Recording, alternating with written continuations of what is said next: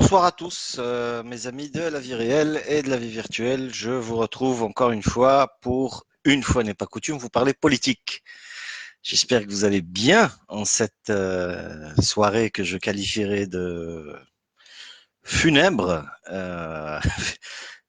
ou burlesque, c'est comme vous voulez, hein, parce que je ne sais pas trop s'il faut rire ou pleurer de ce qui vient de se passer. Donc Ben Salah, le président par intérim, donc algérien, ou chef du gouvernement, ou chef de l'État, appelez ça comme vous voulez, euh, vient de prononcer un discours dans lequel il annonce que des élections présidentielles se tiendront donc en Algérie le 12 décembre de l'année en cours. Alors, pardonnez mon ton quelque peu ironique, mais franchement, je vous cache pas que c'est un petit peu plus fort que moi, car comme vous, je tombe des nues, pour rester poli. En fait, je vais pas me gêner. Je suis sur le cul parce que deux choses se sont passées aujourd'hui. Il y a eu les élections présidentielles en Tunisie avec les résultats du premier tour que l'on connaît. Euh, Kais Saïd est en tête, devance Nabil Karoui, qui est en prison et qui, lui, est élu au deuxième tour. C'est-à-dire qu'en Tunisie, les citoyens tunisiens, les frères citoyens tunisiens vont choisir entre un quasi-inconnu et quelqu'un qui est en prison. C'est-à-dire, voyez comment un bandit, et je sais de quoi je parle, arrive aux élections, au deuxième tour des élections présidentielles. Ce n'est pas mon propos. Donc ça a été le premier choc. Et le deuxième choc, alors il y a eu la secousse, si vous voulez, et puis la réplique tellurique en Algérie, un, un chef d'État dénué de toute légitimité annonce contre vents et marées, donc contre la volonté du peuple, qu'il y aura des élections présidentielles le 12 décembre. Ces gens se moquent de nous. C'est complètement surréaliste. Je veux dire, même George Lucas, euh, le maître à penser de la science-fiction, n'aurait pas pu inventer un tel scénario. C'est quand même un truc de dingue. Moi, j'en reviens pas. Hein, je vous cache pas. Mais quelque part, euh, ça ne me surprend pas. Alors, ce que je vais dire reflète même mes opinions, ce que je pense en mon âme et conscience, et je vais vous le dire, pardon, en mon âme et conscience. Ça reflète aussi un petit peu ce que j'ai toujours dit, pardon, hein, je soupire parce que, vous savez, devant l'évidence, on ne peut que constater les dégâts. Mais alors, qu'est-ce qui s'est passé en Algérie? Qu'est-ce que nous avons fait? À quoi a abouti le Hirak? Même si je n'aime pas ce mot-là, à quoi aboutit la révolution algérienne? Posons-nous la question. À quoi ça a servi? Alors, il y a eu une première étape où effectivement ça a fait bouger beaucoup de choses, mais est-ce qu'aujourd'hui ça suffit? Est-ce que ça a suffi? Et depuis belle lurette, hein, déjà depuis plusieurs mois, je n'arrête pas de dire qu'il faut changer de fusil d'épaule et que manifester pour manifester, c'est bien, mais ça ne suffit pas. Nous en sommes, je crois, au 29e ou au 30e vendredi de manifestations ininterrompues, assidues, tenaces, opiniâtres. Vous pouvez mettre tous les adjectifs que vous voulez. Moi, je trouve que c'est admirable hein, ce qui a été fait. Mais est-ce que ça suffit? Est-ce que c'est comme ça qu'on fait? Ma foi, la réponse est simple. La réponse est non, ça ne suffit pas et ça ne suffira jamais. Parce que contester pour contester, c'est être passif au final. Il est très facile de dire je ne veux pas ceci, je ne veux pas cela, je ne suis pas d'accord, non, non, non, non. Mais à un moment donné, la question va s'imposer d'elle-même, c'est qu'est-ce que tu proposes? Quelle est la solution? Et je pense que nous n'avons pas, nous autres Algériens qui manifestons, bien que je n'ai pas été en Algérie pour manifester, hein, je vous l'accorde volontiers, mais ce n'est pas pour autant que je suis inactif, ça n'a pas suffi. Et ça ne suffira jamais. Si on relit l'histoire de notre pays, qui est l'Algérie, on comprend en fait que ces 7 années de guerre de 54 à 62 n'ont pas suffi à bouter, si je puis dire, les Français hors d'Algérie. Ça n'a pas suffi. À un moment donné, il a fallu entreprendre une autre action, c'est-à-dire après l'action du terrain, après l'action de la guerre violente, il a fallu une autre action, il a fallu s'asseoir sur les tables de négociation, il a fallu entreprendre une action politique, intellectuelle. Et bien entendu, nous nous sommes assis nous nous étions assis, pardon, à l'époque, face à un ennemi dont nous ne voulions plus entendre parler. Et c'est comme ça qu'on a réussi. La victoire militaire de l'Algérie contre les Français est une donnée historique toute relative. Attention. Par contre, la victoire politique est incontestable. Ça, il n'y a pas à dire. Nous avons réussi, nous autres Algériens, à faire entendre notre cause au monde entier, à la planète Terre. Et c'est à partir de ce moment-là que le vent a tourné, et c'est à partir de ce moment-là que nous avons réussi à évacuer les Français. Aujourd'hui, nous essayons d'évacuer une mafia, et nous nous sommes contentés de manifester dans les rues, non sans arrogance, parce qu'à un moment donné, beaucoup ont dit, nous sommes en train de donner une leçon au monde. Ma foi, c'est faux. Certes, nous nous sommes battus, nous avons battu le pavé, on est sorti, on a manifesté, mais ça suffira pas, hein, moi je vous le dis. Et l'histoire le dit. Le sens commun le dit. L'histoire de l'humanité le prouve, ça ne suffira pas. Ce qui s'est passé, c'est que cette mafia, les résidus de la mafia, qui sont des salauds de la première catégorie, eux ont entrepris des actions, car au fait de la vie politique, au courant des rouages, ils se sont encore une fois réunis, ils ont constitué ce qu'ils ont constitué, ils se sont entendus entre eux, et aujourd'hui, ils ont une légitimité, et nous autres manifestants, peuple majoritaire, on se retrouve décalés, pris à contre-pied et en deuxième position. Voilà un petit peu le paysage tel que je le vois. C'est de notre faute si aujourd'hui, un abruti comme le président par intérim peut se permettre de dire qu'il y aura des élections à l'encontre de la volonté du peuple. C'est de notre faute si aujourd'hui la télévision nationale montre toute honte bue, je vous l'accorde, qu'il n'y a plus personne dans les rues. En fait, c'est de notre faute si nous en sommes arrivés là et si notre révolution tourne en rond. Parce que depuis quelque temps, ça tourne en rond. On a bien avancé à un moment donné, et à un moment donné, il lui fallu, à mon humble avis, mes très chers concitoyens, il lui fallu donner une dimension politique à cette révolution. Absolument. Sinon, comment voulez-vous que les choses se passent? Alors, le slogan en lui-même est porteur de ses propres défaillances.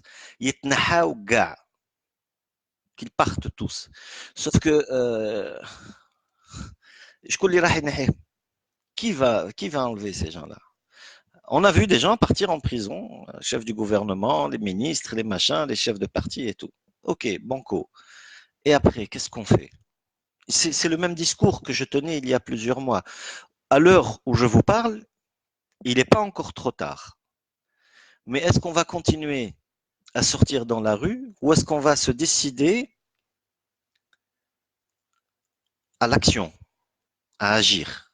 Parce que sans quoi, on va se retrouver dans le même scénario égyptien. Les gens sortent dans la rue, prennent l'habitude, ils vont plus travailler, les étudiants ne vont plus à l'université. C'est le bordel total, passez-moi l'expression. Mais en attendant, il n'y a personne qui propose une action constructive. Voyez comment l'action enchaîne une réaction, et c'est une loi qui, à mon sens et à mon humble avis, et je ne suis pas le seul, régit l'univers. Toute action entraîne une réaction similaire ou contraire. Karim Tabou a été mis en prison, on en a fait un martyr national. Voilà une action qui a enchaîné une réaction. Il faut agir. Comment se fait-il que dans 48 wilayas, cette révolution n'a pas été capable de trouver un représentant? Si on met un représentant par wilaya, ça nous fait 48 représentants. Nous n'avons rien fait de cela. Les gens parlent sur Facebook, s'expriment, pardon, sur Facebook, crient dans les rues, marchent, contestent, et rentre à la maison. En attendant, les choses se font et nous, absents, nous avons tort, encore une fois. Et Dieu sait que les absents ont toujours tort, je n'ai rien inventé. Donc aujourd'hui, encore une fois, je vous exhorte à changer de fusil d'épaule. Vous n'arriverez pas à me faire croire que dans toute l'Algérie, on est combien? On est plus de 40 millions.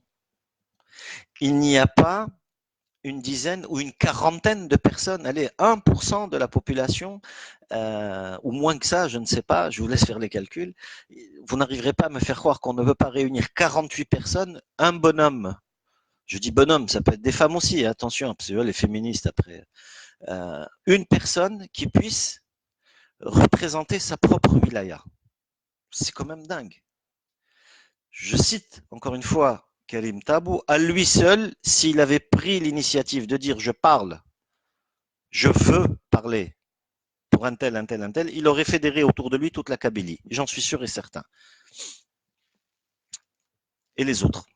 Nous pouvons aujourd'hui, nous avons les moyens, il n'est pas trop tard de dire voilà, nos représentants à nous, ce sont ces gens-là qui bénéficient de notre confiance, qui nous représentent. Après, ne vous attendez pas. Il ne faut pas que nous, on s'attende à ce que quelqu'un nous représente dans la perfection. C'est-à-dire que si jamais on s'amuse à croire que chaque citoyen va avoir un représentant qui est à 100% en adéquation avec ses idées, en harmonie totale et parfaite avec lui, ce n'est plus de la démocratie, c'est de l'utopie. Ce n'est plus de la politique, c'est de la science-fiction, c'est du rêve. Et ça n'existe pas. Il va falloir à un moment donné apprendre à composer avec les gens qui ne sont pas du même bord que nous, qui ne sont pas du même courant théorique, qui n'ont pas la même idéologie, qui n'ont pas les mêmes vues que nous.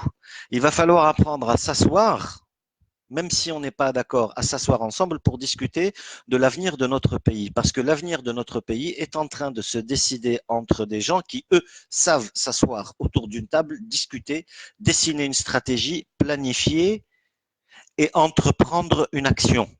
Chose que nous, révolutionnaires ou manifestants, si vous voulez, n'avons pas su faire. C'est mon opinion par rapport à la situation. Et je pense que la situation, si elle continue comme ça, risque de déraper vers des choses très très graves. Parce que encore une fois, il va y avoir un coup de force. Et quand je dis coup de force, on parle de force militaire et on parle de choses que je ne veux même pas citer. Nous avons, nous autres citoyens, une très très très grande responsabilité dans ce qui se passe. Il va falloir quand même arrêter de jeter la pierre à ces gens-là. Nous savons que ce sont des mafieux, que ce sont des salauds, que ce sont des traîtres, que ce sont des diables qui travaillent pour les forces du mal. Ça, on le sait, il n'y a pas de souci. Et comme je le disais auparavant, Ouyah et Sellel et compagnie vont aller en prison, c'est réglé. Je veux dire, ça devenait tellement évident. Maintenant, que faire? La même question se pose encore aujourd'hui naturellement. Que faire aujourd'hui en outre, en plus des manifestations? Je vous donne un petit exemple. Vous voulez refaire la peinture dans une chambre. La première étape, c'est bien sûr de décaper tout ce qui est ancien, de tout enlever. Nous, on s'est arrêté à ce stade-là. Alors, je décape toute la peinture, ancienne, sale, et puis je pose le bidon de peinture avec le rouleau dessus. La peinture ne va pas s'étaler toute seule sur le mur, hein. À un moment donné, il va falloir ouvrir le bidon, mélanger la peinture, mettre du diluant, mettre du journal par terre ou de l'eau pour que ça, quand ça tombe, ça sèche pas, et puis commencer à peindre. Et une fois que j'aurai peint, j'aurai fini une première couche, je vais rectifier le tir et refaire encore une deuxième couche, voire une troisième si besoin est. Nous, on s'est arrêté au stade du décapage. On a bien décrotté le terrain et tout, mais on s'est dit voilà. Et on s'attend encore à ce que Gaët Salah foute le camp, mais c'est quand même un truc de fou. Je veux dire, pourquoi s'attaquer à l'institution militaire? Je n'aime pas Gaët Salah, c'est pas quelqu'un que je porte dans mon cœur. Mais pourquoi en faire une cible aujourd'hui? Quel est l'intérêt dans le fait de vouloir partir quelqu'un qui a 80 ans, qui de toute façon, c'est pas Noé non plus, hein, enfin, je veux dire. Pourquoi ne pas se consacrer sur l'objectif primordial, qui est la constitution d'une élite politique qui va prendre les décisions en adéquation avec la volonté du peuple. Je suis sûr et certain qu'il y a des tas de gens qui peuvent représenter euh, la volonté du peuple en Algérie. Ces gens, il va falloir les désigner, il va falloir qu'eux-mêmes se décident à franchir le pas, parce que nos leaders, les leaders que nous voyons dans les rues, ont peur. Ils se disent, moi, J'y vais pas, je parle pas pour le Hirak. Je dis mes opinions. Oui, mais alors on peut être 40 millions à aller sur le plateau de télévision à ce moment-là. Moi-même, je peux le faire, enfin, je veux dire. Où est-ce qu'on va comme ça? Alors moi, je vais vous dire, je ne veux pas vous décourager. Si on continue comme ça, vous savez ce qui va se passer? Rien du tout. Absolument rien. Voilà, je reste ouvert à toute critique, à tout commentaire, à toute proposition. J'espère que nous allons passer à l'action. J'espère que cette révolution va être fructifiée, parce qu'une révolution, ce n'est pas que de marcher dans la rue, sans quoi ce n'est plus une révolution, ça devient un mouvement féministe. Vous savez comment ils font les féministes? Ils manifestent. Alors c'est généralement des femmes, les femmes me pardonneront, vous savez que j'adore les femmes. Elles contestent, elles contestent, elles contestent, elles contestent, elles ne sont pas d'accord, mais elles vous apportent aucune solution. Elles disent à longueur de journée que les hommes sont des porcs et que les femmes sont des victimes, et puis tanta, je dirais, propose rien du tout. Elles se complaisent en fait dans le rôle de victime. Et c'est pour ça que je n'aime pas les féministes, de la même manière que je n'aime pas les gauchistes, qui eux sont les rois de la contestation, mais en matière d'action, de décision, zéro. Alors ne faisons pas comme ces gens-là. Nous, nous sommes des Algériens libres. Nous avons une histoire dont nous pouvons nous inspirer. Nos ancêtres nous ont montré la voie et c'est pas la peine d'aller chercher ailleurs des modèles qui ne nous ressemblent pas. Nos ancêtres, et c'est pas très très loin, c'est nos grands-parents. Je veux dire, c'est pas si loin que ça. Hein. Nos ancêtres nous ont montré la voie. Ils ont fait la guerre quand il fallait faire la guerre. On s'est essoufflé, ils se sont essoufflés à un moment donné depuis les lignes Charles et Maurice. Le pays a failli être pacifié. À ce moment-là, ils avaient compris qu'il fallait transporter la bataille des maquis dans Alger, qui à l'époque se la coulait douce. Quand c'est devenu une guerre, j'ai envie de dire presque terroriste, c'est devenu une guerre dans la ville, à ce moment-là, l'ennemi de l'époque a commencé à réfléchir. Quand l'ennemi de l'époque a commencé à réfléchir, il a dit écoutez, on s'assied, on négocie, qu'est-ce que c'est que ce bordel? Bon, nous aussi, on peut plus. Et quand on a négocié avec ces gens-là, on a obtenu notre indépendance, notre liberté. C'est comme ça que nos ancêtres ont fait. L'exemple n'est pas très loin, c'est chez nous, Terna. En Algérie, on a fait ça. Ce n'est ni américain, ni suédois, ni japonais, ni coréen, c'est nous. Ahna, les Algériens, on l'a déjà fait. Il ne nous reste plus qu'à nous inspirer et adapter ce modèle, à modéliser ce qui s'est fait et à le mettre en place pour qu'on puisse s'en sortir. Voilà, pardonnez mon émotion, je m'excuse si j'ai peut-être blessé des gens, les féministes notamment, bien que bon, c'est pas ça qui va m'empêcher de dormir la nuit. Mon souci est grand, mon inquiétude est grande, mais je garde espoir. Nous pouvons le faire à condition que nous nous décidions à le faire. Je vous souhaite une excellente soirée. Vive l'Algérie, libre, démocratique. Mon Dieu. Allez.